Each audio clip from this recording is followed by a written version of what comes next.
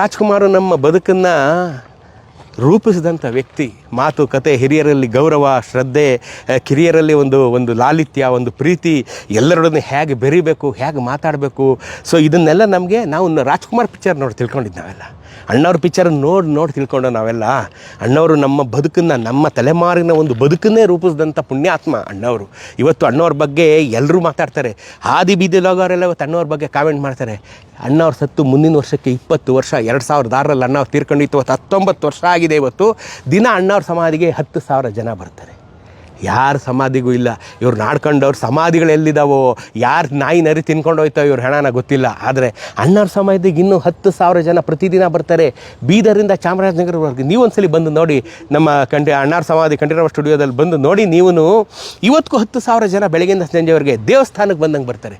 20 ವರ್ಷಗಳಾದ ಮೇಲೆ, ಮೊನ್ನೆ ಎಲ್ಲ ಅಣ್ಣವ್ರು ತೀರ್ಕೊಂಡಿದ್ದು 20 ವರ್ಷ ಆಯಿತು. ಇವತ್ತಿಗೂ 10,000 ಜನ ಬರ್ತಾರೆ. ಯಾಕೆ ಬರ್ತಾರೆ? ಅಣ್ಣವ್ರ ಮೇಲಿನ ಅಭಿಮಾನದಿಂದ. ಅಣ್ಣವ್ರನ್ನ ಮರ್ತೇ ಬಿಡ್ತು ಅಂತಾರೆ ಇವತ್ತು ಜನ್ಸಿ ಅವರು. ಅಣ್ಣವ್ರು ನಾವೆಲ್ಲ ಮರ್ತೇ ಬಿಟ್ಟಿದ್ದೀವಿ ಅಂತಾರೆ. ಮತ್ತೆ ಯಾಕಲ್ಲಿ 20,000 ಜನ ಬರ್ತಾರೆ ದಿನ? ಯಾರು ಅವರೆಲ್ಲ? ಕನ್ನಡ ನಾಡಿನ ಅಭಿಮಾನಿಗಳು, ಅಣ್ಣವ್ರ ಅಭಿಮಾನಿಗಳು. ಅವರೆಲ್ಲರೂ ಹುಡ್ಕೊಂಡು ಬರ್ತಾರೆ. ಅಣ್ಣ ಅವರು ನಮ್ಮ ದೃಷ್ಟಿಯಲ್ಲಿ ನಿಜವಾದ ಸಂತ, ನಮ್ಮ ಬಾಳನ್ನು ಬೆಳಗದಂಥ ಸಂತ. ಬರಿಯ ಕಲಾವಿದ ಅಲ್ಲ ಅವರು. ಅಣ್ಣವರು ಬರಿಯ ಗಾಯಕರಲ್ಲ ಅವರು, ನಟ ಸಾರ್ವಭೌಮರಲ್ಲ ಅವರು. ನಿಜವಾದ ಸಂತ, ಕನ್ನಡ ನಾಡಿನ ಅಕ್ಷರಶಃ ನಿಜವಾದ ಸಂತ. ಒಬ್ಬ ಸಂತನನ್ನು ನೋಡೋದಕ್ಕೆ ಒಂದು ದೇವಸ್ಥಾನಕ್ಕೆ ಹೇಗೆ ಜನ ಹೋಗ್ತಾರೋ, 20 ವರ್ಷ ಆದಮೇಲೆ ಅಣ್ಣವ್ರ ಸಮಾಧಿಗೆ ಆ ಥರ ಜನ ಹೋಗ್ತಾರೆ ಅಂದರೆ ಒಂದು ಸಂತನಲ್ಲದು ಇನ್ನೇನು ರೀ, ನಿಜವಾದ ಸಂತ.